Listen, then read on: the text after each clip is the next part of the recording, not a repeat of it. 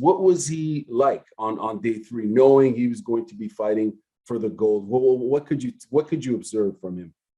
He was warmed up. Like, that's the best way to say it. Like the first 2 days was him getting into his groove, and that third day, that was the kid that I've been training. Like the first 2 days, like day 2 was good. Day 1, it was a little rusty, but that's common. Like when you do tournaments, the first match of a tournament in like jiu-jitsu or wrestling is always a little rusty. It's like you're trying to get going, and then as the tournament goes on, you tend to loosen up, and that's exactly what he did. Like going into the finals, he had a swag to him, and I was like, man, this kid's gonna have to bring something special if he's going to be able to make it out of this thing. And it was our night. Or our afternoon, I guess. Right, and obviously, that kid he was facing was the silver medalist, Said Cruz Reyes from Mexico. Jonathan, when you made the walk over to the cage, what was going through your mind? And when you stepped into the cage, what was the first thought that came to mind? If you, I know it's a random sort of tough question to ask, but to take us into that scenario, when you stepped into the cage, what was your first initial feeling? That I won. Wow. Okay. Because wow. I knew. I looked him in his eyes before the day before day 2, we did a face off, and then I just knew in my heart that he didn't want to be there with me. Damn. When he came out and he changed his style. That his day 1 and day 2, he had a relentless style where he just pressed forward, and and that's how he beat his guys. But when he fought me, he was very hesitant, and that's when I saw him come out hesitant. I was like, okay, I won, because he's gonna fight my fight. And I mean, if folks are if they want to see the fight, they need to see this fight here, because immediately, I think it's like 10 seconds into the match, you, as I mentioned earlier, you go for a double leg and you slam him. And I mean, you can listen to the commentators right from there. You've made this statement, and it was probably the best takedown, I think, for the entire tournament. I haven't seen all the matches, but I'm just gonna say it either way. Tell us what at that moment when you knew you had the takedown and you went, you were inside control, transition to mount. At that point, did you, like you mentioned, you knew you were going to win, but in your mind, what was the strategy for this particular match? What was your coach telling you in regards to how to approach Said Cruz Reyes? So we thought and we expected him to be very attack at all times. We thought he was gonna be relentless and put up a good fight, but he out wrestled every guy day 1 and day 2. But in my mind, I was like, he's never been wrestled. Those guys weren't wrestling back. So I wanted to see how he would feel when I started to wrestle him. And then, when I felt him, I was like, okay, this is he's never had this done to him before. And you ended up, you dominated round number 1. You almost finished it with an arm triangle. And I believe it was like the last 15 seconds or so. And then he almost transitioned into an armbar. Coach, what did you tell him at the end of round number 1? And what sort of advice did you give him? What round did we finish him in? Second round. Okay. That's what it was. Well, what it was is, I remember when we got that takedown, I asked him, I said, look, we can do this all day long. And he was like, yes, sir.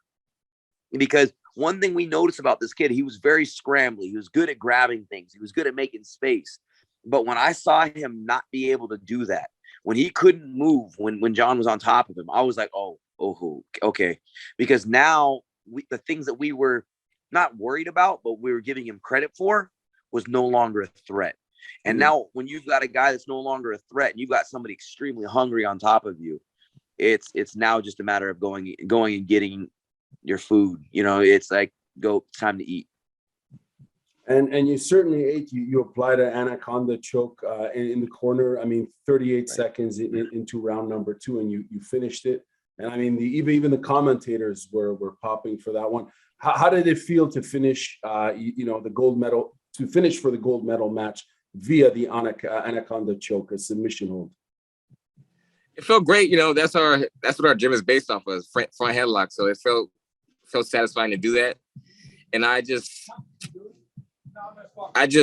knew that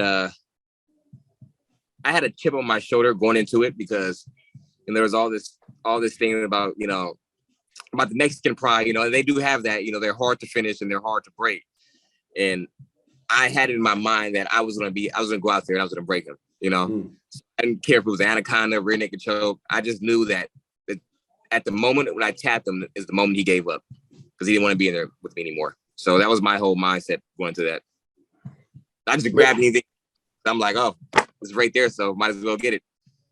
I mean, it's a spectacular way to finish the match. So congratulations to you. I have a few more questions, guys. I appreciate your time. What was the overall experience like in Monterey? I know obviously you made the mistake drinking the water, but beyond that, what was the vibe like with, having all these great teams from across Central and South America and the Caribbean there? What was the mood like behind the scenes? It was awesome. I mean, the first day or two, there's a little bit of tension even between like our own country, like because we don't know each other. Right. But as the days went on, there became a unity that built, and like the Team USA really started getting behind each other, and we became a team in just a couple of short days, and that was pretty amazing. But you could see the other countries coming in with that same mentality, and then it was pretty cool watching even with Jonathan Powell, some of these other countries getting behind him and cheering him on as he moved on in the tournament. That was really amazing. Which country was getting behind Jonathan Powell? Jamaica. We had Jamaica and Trinidad and Tobago.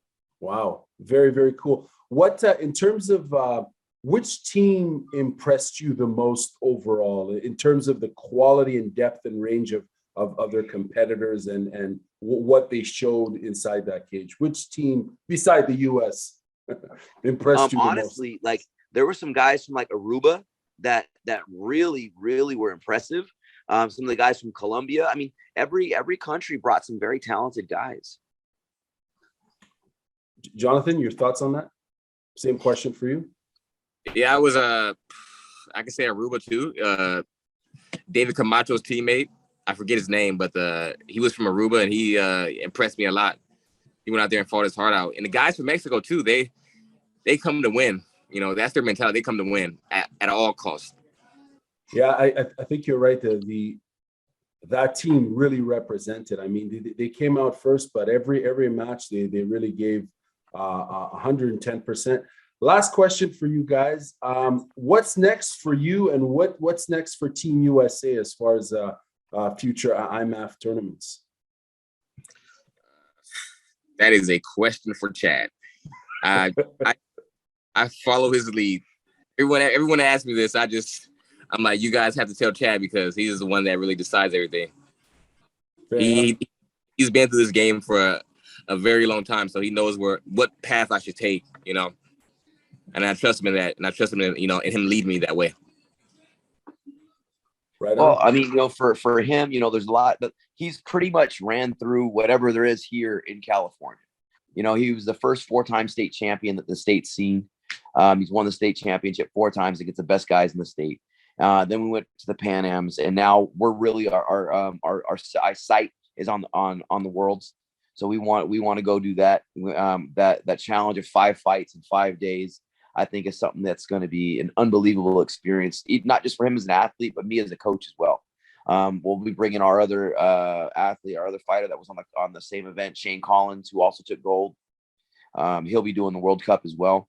And, I think it's a great thing for these guys to train for. And, it's supposed to be in like November, I think is what they were talking. And if we get something in between, cool. If not, then our focus is on that. Then we'll see what happens after. Well, it's really it's great to see the U.S. go out there and represent. And more importantly, at the end of the day, I think seeing international amateur mixed martial arts grow and develop is outstanding for the sport. Congratulations to you again, and congratulations to you, Coach.